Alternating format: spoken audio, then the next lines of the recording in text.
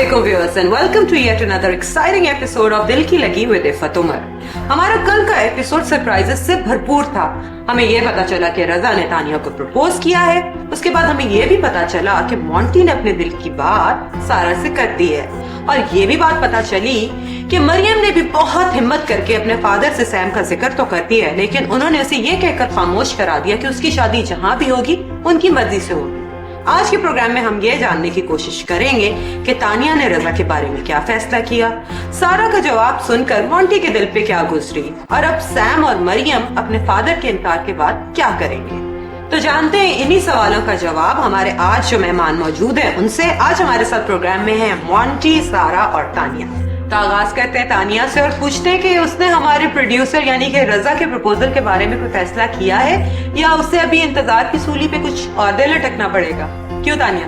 Well, इस तरह के फैसले बहुत सोच समझ कर होते हैं और मैं इस पर जल्दबाजी से काम नहीं लेना चाहती। तुम जितना मर्जी टाइम लो तानिया, हमें खुशी इस बात की है कि जिंदगी में इतना कुछ होने के बावजूद तुमने जिंदगी को फुल स्टॉप नहीं लगाया और रजा के बारे में सोचने के लिए टाइम जो तुमने लिया एक बहुत पॉजिटिव बात है, क्योंकि रश में कोई फैसला नहीं करना चाहिए। मेरा फैसला चाहे जो भी हो, लेकिन मैं यहाँ रजा को थैंक्स बोलना चाहूंगी। उसने मेरे माजी के बारे में सब जानते हुए भी मुझे अपनी जिंदगी का हिस्सा बनाने का फैसला किया। चलो जी, तानिया का जवाब सुनकर रजा को तो बहुत हौसला हुआ होगा। अब चलते हैं मोंटी की तरफ और मोंटी से ये पूछते हैं कि हिम्मत कैसे हुई सारा से अपने दिल की बात कहने की। दिल की बात कहने के लिए हिम्मत की नहीं बल्कि सही वक्त और सच्चे जज्बात की जरूरत होती है। और सारा, तुम्हें कैसा लगा मोंटी के जज्बात सुनकर? अच्छा लगा, लेकिन मेरा मोंटी अच्छे दोस्त है, इसलिए मैं इसके बारे में ऐसा कुछ नहीं सोचती। मोंटी, दिल तो बहुत दुखा होगा, राइट? हाँ, थोड़ा बुरा लगा, लेकिन फिर मैंने सोचा कि जो होता है अच्छे के लिए होता है और सबसे अच्छी बात यह है कि हम अब भी अच्छे दोस्त हैं। भी पहले जमाने में तो अगर लड़की या लड़का इनकार कर दें या पेरेंट्स की वजह से एक दूसरे से ना मिल सके तो बड़ा बुरा हाल होता था, दीवानों जैसी हालत हो जाती थी, यहाँ तक कि खुदकुशियां भी लोग कर लेते थे। लेकिन आजकल ऐसा क्या चेंज आया है कि बस इनकार हुआ, उधर थोड़ा सा रोए और ठीक भी हो गए। I mean, किस तरह तुमने अपने आप को ठीक किया है मोंटी? पहले दौर में लड़की असल में आयशा की तरह पूरे टाइम पे एंट्री नहीं मारती थी, इसलिए। ठीक है, ऐसे वक्त में एक अच्छे दोस्त, एक अच्छे इंसान का मिल जाना एक नेमत से कम नहीं। चलो जी, ये बातें तो होती रहेंगी। अब ये बताओ कि कल जब मरियम के अब्बा ने अपना फैसला सुनाया तो उसके बाद क्या हुआ? आखिर अंकल ने कहा क्या? उनका फैसला ये है कि मरियम की शादी वही होगी जहाँ वो चाहते हैं। इस दौर में भी इतने पुराने ख्यालात, मरियम ने कैसे और किसके साथ अपनी जिंदगी गुजारनी है इसका पूरा हक है उसे, और ये हक उससे कोई नहीं छीन सकता। ये लेक्चर अगर तुम अंकल को दो तो शायद वो मुतासिर हो जाए। लेकिन मरियम है कहाँ? अपने बेडरूम में है, रोने धोने वाला फेज चल रहा है। और उस फेज के बाद क्या होगा? उस फेज के बाद दो ऑप्शंस हैं। वो क्या? पहली ऑप्शन ये कि वो बगावत कर देगी और अंकल की मर्जी के खिलाफ जाके सैम से शादी कर लेगी। और दूसरी ऑप्शन? और दूसरी ऑप्शन ये है कि जहाँ अंकल कहते हैं वहाँ खामोशी से शादी कर लेगी। वाह, बड़ी रिसर्च है तुम दोनों की शादी के फैसलों के बारे में।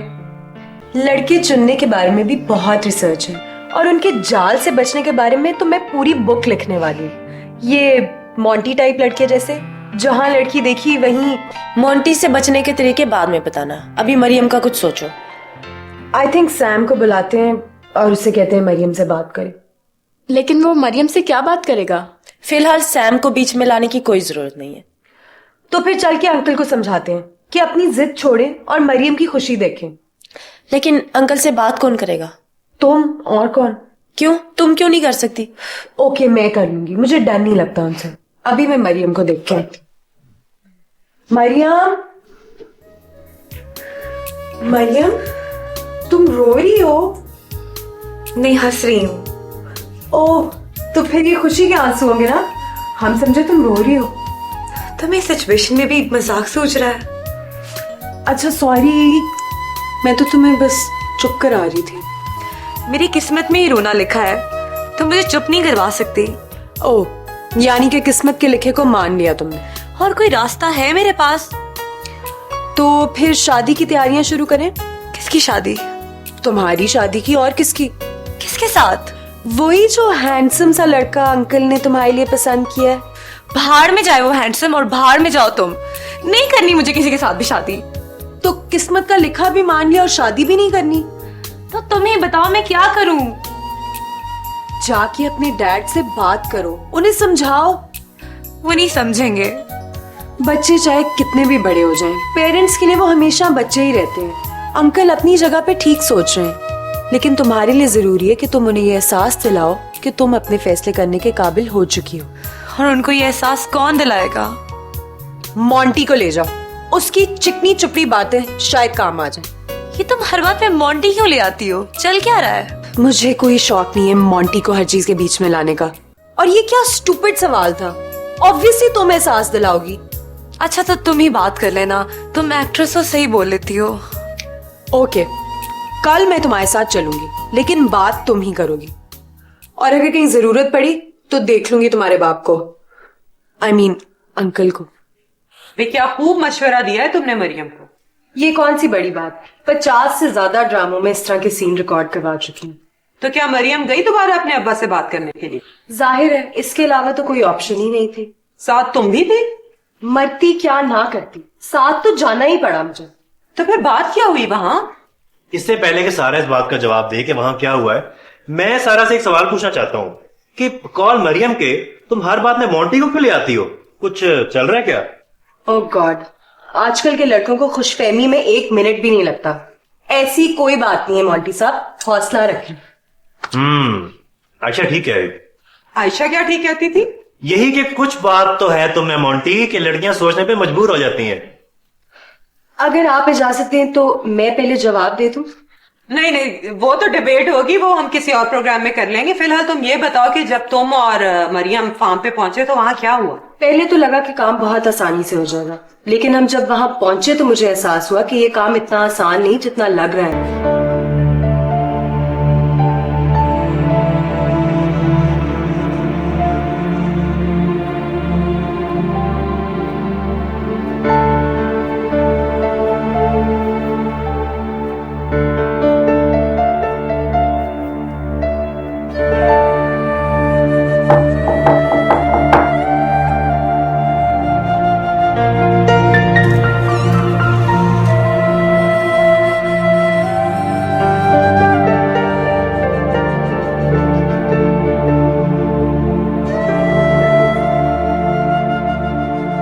गलती मेरी है।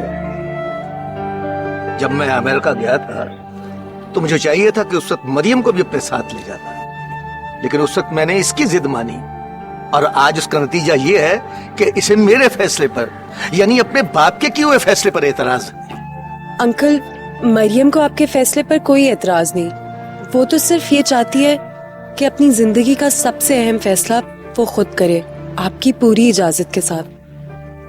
शाबाश बेटा, बजाय इसके कि तुम इसे समझाओ, उल्टा तुम उसकी वकालत कर रही हो।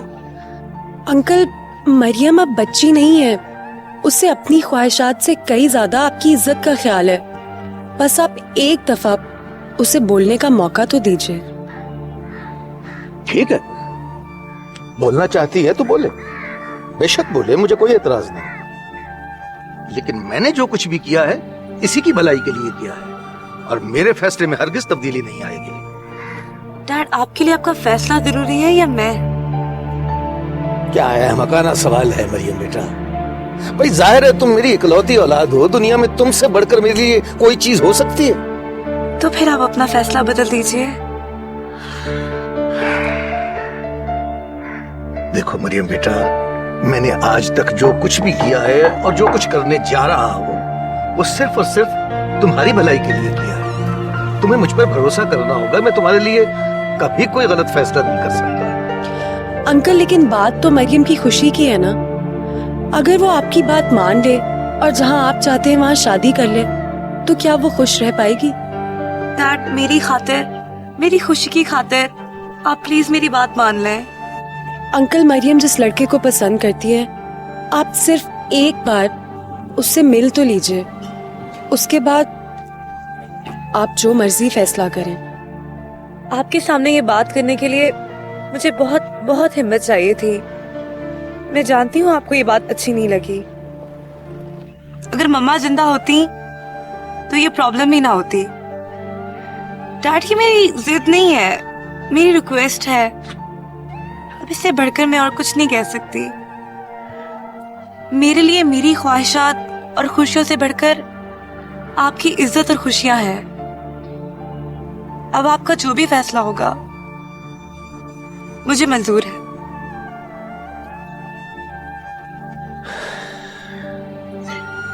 ठीक है, ठीक है। आज रात उसे डिनर पर बुला लो।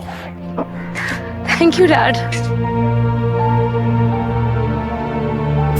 वक्त से हारी हूँ मैं, किस्मत की मारी हूँ मैं, कैसे दिल की सुनाऊँ दास्तां। मैं तुझे बेहुरा नाज करती हूँ। क्यों बंद किए यार? चलने दो। किस खुशी में चलने दूं? क्या हुआ है? तुम पूछ रही हो हुआ क्या है? तुम्हारे अब्बा मानना शुरू हो गए हैं, मतलब शादी शुरू। ऐसे कैसे शादी शुरू होने वाली है? इधर अब्बा तो मानना शुरू हुए हैं, मगर उधर सैम 2 साल से पहले शादी नहीं करना चाहता। कोई एक मुसीबत है। अगर हिटलर अब्बा मान गए तो संग दिल सनम भी कदमों में आन गिरेगा। बस तुम उम्मीद का दामन मत छोड़ना। जा। एनीवेज थैंक यू यार। अगर आज तुम मेरे साथ ना होती तो पता नहीं मैं बात कर भी पाती या नहीं। अच्छा थैंक यू छोड़ो, रात को सैम को डिनर पे लेके जाना है, उसका सोचो।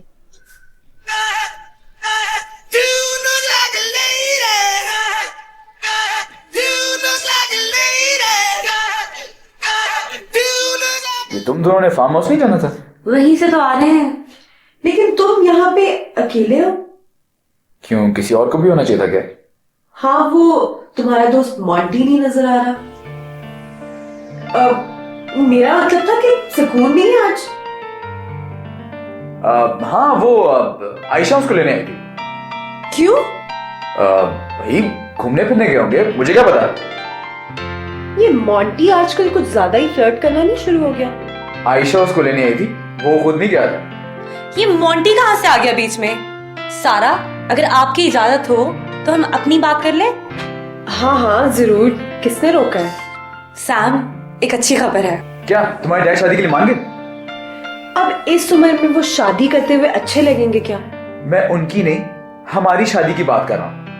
हमारी शादी के लिए नहीं, लेकिन तुमसे मिलने के लिए मान गए हैं। क्या? अब हर बात दोहरानी क्यों पड़ती है? वो तुमसे मिलने के लिए मान गए हैं। वो मिलने के लिए मान गए हैं, लेकिन किसी ने मुझसे पूछना गवारा किया कि क्या मैं भी उनसे मिलना चाहता हूँ कि नहीं। क्या तुम मेरे डैड से नहीं मिलोगे? क्या ही अच्छा होता अगर तुम ये सवाल मीटिंग अरेंज करने से पहले पूछती। तो अब क्या मसला है, पूछ लिया ना। तो मेरा जवाब भी सुन लो, मैं तुम्हारे डैड से मिलने नहीं जाऊंगा। तुम लोगों की कहानी में कोई प्रॉब्लम भी आराम से हल नहीं होता। पहले अब्बा नहीं मान रहे थे और अब सैम नहीं मान रहा। वो सब तो ठीक है, लेकिन तुमने मुझे फ्लर्ट क्यों कहा? किसी ने ठीक ही कहा, सच कड़वा होता है। ये तुम दोनों को भी सैम और मरियम की तरह हर बात पे नोकझोंक करने की आदत कब से पड़ गई है? मुझे नहीं आदत इस नोकीले आदमी से नोकझोंक करने की। नोकीला आदमी? नाक देखी है कभी तुमने अपनी? नाक देखने के लिए नहीं होती, सूंघने के लिए होती है। हाँ हाँ, वेरी फनी। अगर आप दोनों की बहस खत्म हो गई और आपकी इजाजत हो अगर आप दोनों की, तो हम प्रोग्राम आगे बढ़ाएं। जी आप बात करें। कुछ लोगों की तो आदत होती है बात बात में टांग अड़ाना। सैम ने मरियम के फादर से मिलने से इनकार कर दिया, उसके बाद क्या हुआ? फिर क्या होना था? मरियम को वो गुस्सा आया कि मत पूछो। और इसी गुस्से में हम सैम के अपार्टमेंट से निकल गए और वापस घर आ गए। और सैम और मरियम में दोबारा नाराजगी, राइट? जाहिर है उस वक्त तो सैम ने बहुत रूखेपन का मुजाहरा किया और हमें जाने से भी नहीं रोका, लेकिन बाद में पता नहीं उसे क्या ख्याल आया, कॉल्स पे कॉल्स करना शुरू हो गया।